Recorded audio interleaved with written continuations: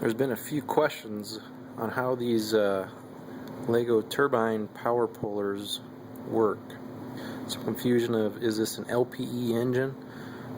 Are we trying to power the piston engine on the front, which is actually just there for looks? I want to give a little demo of how we do this. To start out, here's a couple gears that we've used. The big yellow gear here is the one we used on some of our earlier designs, which you've seen in our previous videos.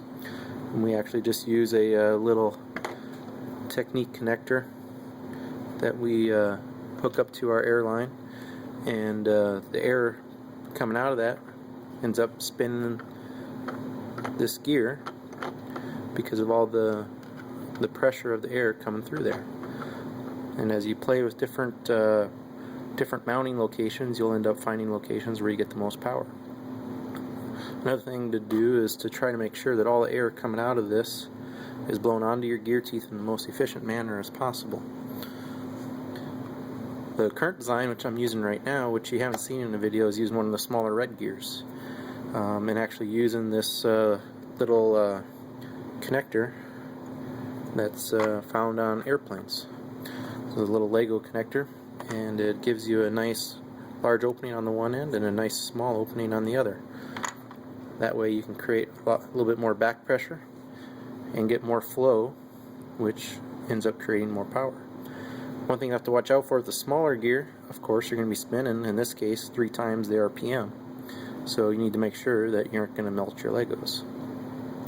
This here is the current puller that I put together right now. This is actually a 2-speed that I am switching under, doing some downshifts towards the end of the pulls as I start to run out of power.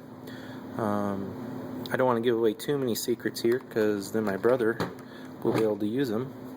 But you'll see in the bottom here, I have my little connector, such as this, mounted with this air line, and that is pointing up and forcing air through this gear, which is creating all the power. From there, it just goes back into my 2-speed transmission into a little slip clutch, and then in the bottom you'll see is my my final drive. So overall, a pretty simple little setup.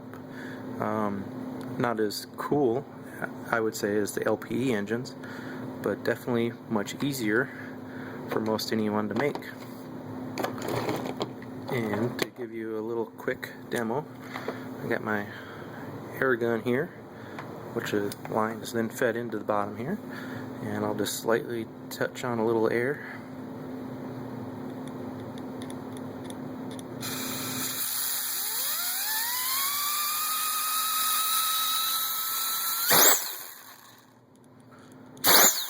And it's a little touchy, so I can barely control my throttle here, but it's a little easier under load.